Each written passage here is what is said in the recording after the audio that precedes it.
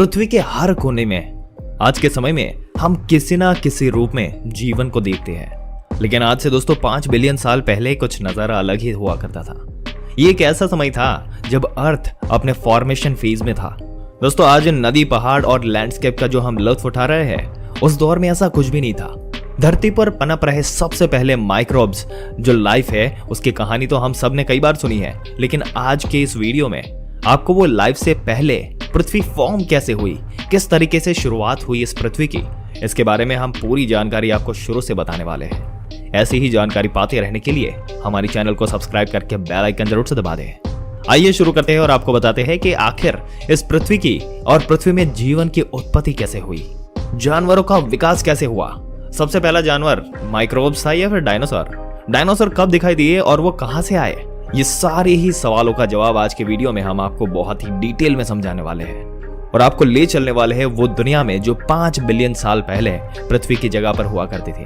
दोस्तों आज से लगभग 5 बिलियन साल पहले जब पृथ्वी का निर्माण भी नहीं हुआ था, तब हमारे सिर्फ सूरज का फॉर्मेशन हुआ था और ये पूरी तरह स्टार डस्ट से घिरा हुआ था। लेकिन असली कहानी तब शुरू हुई जब आउटर स्पेस में मौजूद कॉस्मिक डस्ट टाइट होकर एक साथ जुड़ने लगी।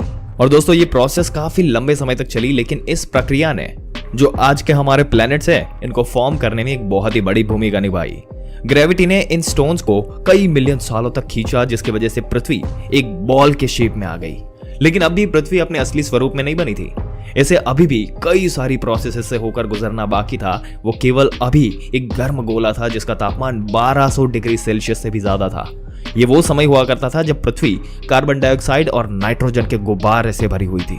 और उस समय ये सब ना हुआ होता तो हमारी पृथ्वी जो है, इसमें कोई एटमॉस्फेयर नहीं होता, यहाँ तक कि एक ठोस सतह का निर्माण भी नहीं हुआ होता। चारों तरफ केवल लावा बह रहा था। लेकिन इस कंडीशन में इसको बदलने में ज्यादा समय नहीं लगा। जल्द ही एक ऐसी घटना हुई जिसकी वजह से हमारा ग्रह एक नए ग्रह से टकराया और ये टकराव इतना भारी था कि पृथ्वी से एक टुकड़ा टूटकर अलग हो गया। इसको आज हम चंदा मामा कहकर बुलाते हैं, जो हमारा चांद बना।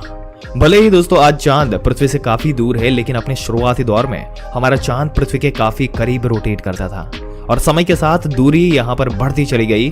चांद भी ग्रेविटी के चलते वो उसका शेप लेता गया और एक फॉर्म, उसका शेप जो है वो आ गया। लेकिन टकराव का ये सिलसिला भी खत्म नहीं हुआ था। 600 मिलियन साल बाद हमारी धरती को एक और फेज से गुजरना पड़ा, क्योंकि जिस समय सोलर सिस्टम के निर्माण से बने हुए मेटर्स जब धरती की ओर आए तो वो अपने साथ पानी की कुछ मात्रा भी लेकर आए। कई मिलियन साल लगातार पृथ्वी पर गिरने की वजह से वह पानी की ढेर सारी मात्रा जो है वो इकट्ठा होती गई। वाटर बॉडीज ने पृथ्वी के तापमान को 70 डिग्री तक कूल करने का काम किया, लेकिन अभी भी पृथ्वी की सतह काफी गर्म थी, जिसे ठंडा करने का काम भी पानी ही करने वाला था। दोस्तों आपकी जानकारी के लिए बता दें कि वैज्ञानिकों ने कुछ ऐसी खोज भी करी है जिसमें उन्होंने बताया है कि पानी का जो सोर्स है वो ब्रह्मांड में पानी के फॉर्म में भी घूम रहा है। उसको कोई प्लैनेट वगैरह की रिक्वायरमेंट नहीं है। वो सिर्फ पानी जो है इतनी बड़ी मात्रा में मौजूद है कि पृथ्वी में जो मौजूद है वो काफी कम पड़ जाए। पर खैर आगे बढ़ते हैं अपनी इस जर्नी में। आपको बता दें कि आज इस पानी को हम धरती पर इस्तेमाल करते हैं, ये मिलियन सालों पुराना है। और सबसे बड़ी बात कि ये एक्स्ट्रा टेरेस्ट्रियल वर्ल्ड से संबंध रखता है, यानी कि आज जो भाषा में हम कहें तो पानी पृथ्वी पर नहीं उपजा, बल्कि मेटेओराइट्स के जरिए आया है। शुरुआती दौर में धरती की रोटेशन स्पीड भी काफी ज्यादा थी दोस्तों, जो वक्त के साथ साथ धीमी पड़ती गई और इसी वजह से ओशन वाटर भी कम होता गया। पृथ्वी के बनने के 700 मिलियन साल बाद इसकी सतह पूरी तरह पानी से कवर हो गई। जमीन केवल कुछ आइलैंड के रूप में ही मौजूद थी, लेकिन कोर इसका काफी गर्म था। ये लावा पानी के चलते ठंडा होकर ठोस हो रहा था, जिससे सतह का निर्माण होना शुरू हो चुका था। और धीरे धीरे इस प्रक्रिया ने रफ्तार पकड़ी और लावा से बनने वाली सतह ने यहाँ पे जुड़ना शुरू किया। ऐसे में पानी के अलावा पृथ्वी पर महाद्वीपों का भी फॉर्मेशन हुआ। 3 बिलियन साल बाद जब पृथ्वी एक ग्रह के रूप में फॉर्म हो गई, तब भी मेटेओराइट्स का पृथ्वी पर गिरना जारी रहा। खास तौर पर जब मेटेओराइट्स समुद्र में गिरा तो इससे पानी में एक अलग तरह के केमिकल्स को रिलीज किया, जिसकी वजह से कई रिएक्शन हुए और पहले माइक्रोब्स लाइफ धरती पर फॉर्म हो गई। सबसे पहले सेल्यूलर बैक्टीरियाज ने पानी में जन्म लिया और कई मिलियन साल तक ये बैक्टीरिया इसी फॉर्म में रहे। लेकिन धीरे धीरे इन्होंने अपनी तादाद को बढ़ाया और समुद्र के कोने कोने में फैल गए। जैसे जैसे सूरज की रोशनी समुद्र पर पड़ी तो दोस्तों इसी सनलाइट की मदद से पहले माइक्रो ऑर्गेनिज्म से कार्बन डाइऑक्साइड को पानी और ग्लूकोज में थोड़ा मिलाया गया, जिसकी वजह से ऑक्सीजन का निर्माण हुआ। माइक्रो लाइफ की वजह से ओशन वाटर ऑक्सीजन से भर गया। समुद्र में लाइफ के विकास के बाद अब एटमॉस्फेयर की बारी थी। कुछ समय बाद ऑक्सीजन ने ऊपर उठना शुरू किया और वातावरण के निर्माण में अपनी भूमिका निभाना शुरू कर दिया। अब ये कह सकते हैं कि अगर पहले माइक्रोब्स लाइफ का विकास नहीं होता तो शायद इंसान भी यहाँ पर जन्म नहीं ले पाता। जीवन के पहले निशान के बाद हमारे ग्रह में कई बदलाव आए, लेकिन खैर ये तो अभी शुरुआत थी। धरती को अभी बहुत कुछ देखना बाकी था। इसी तरह 2 बिलियन साल बीतने के बाद पृथ्वी पर ऑक्सीजन की मात्रा काफी बढ़ गई और प्लैनेट की रोटेशन स्पीड में भारी कमी आई। दिन बड़े होते चले गए और पृथ्वी पर वो भी सभी हालात ऐसे पैदा होते गए जो कि किसी भी जीवन के लिए सबसे जरूरी थे। 1.5 बिलियन साल बाद जब सब कुछ शांत हो गया तो पिछले लावा के चलते पृथ्वी की सतह ने टूटना शुरू कर दिया।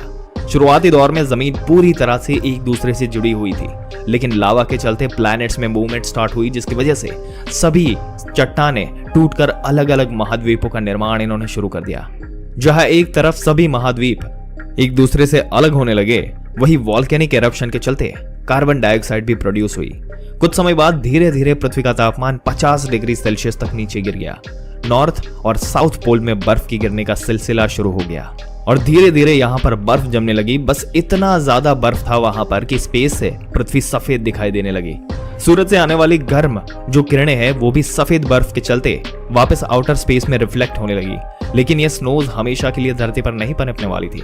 पृथ्वी का कोर गर्म था, इसलिए एक बार फिर वॉल्केनिक एरप्शन के चलते वातावरण गर्म हो गया और फिर बर्फ पिघल गई और एक बार फिर से कार्बन डाइऑक्साइड ने एटमॉस्फेयर में जगह ले ली।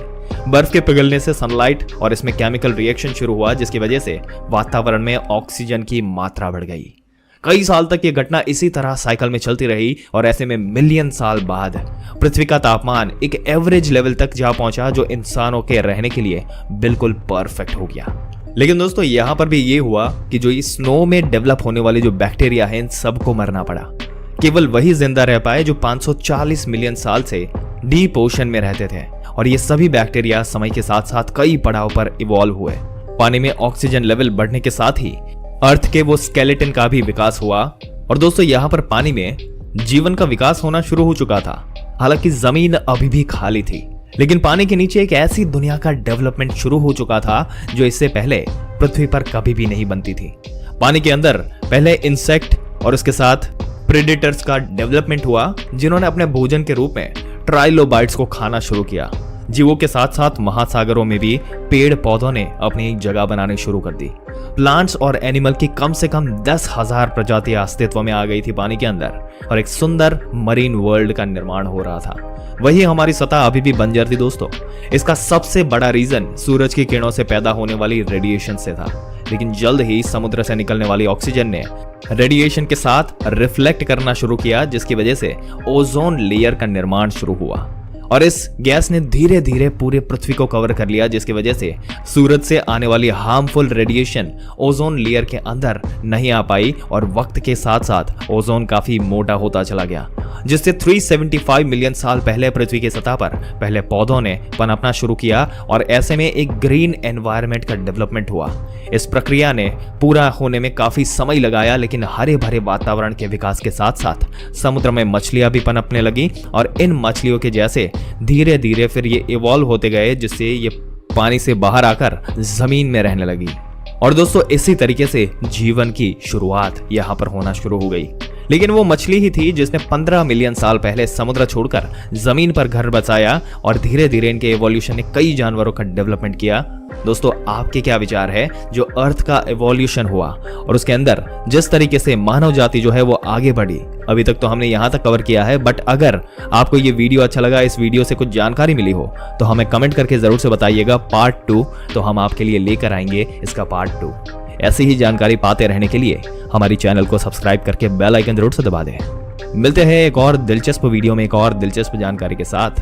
तब तक के लिए इस वीडियो में अंत तक बने रहने के लिए आपका दिल से धन्यवाद।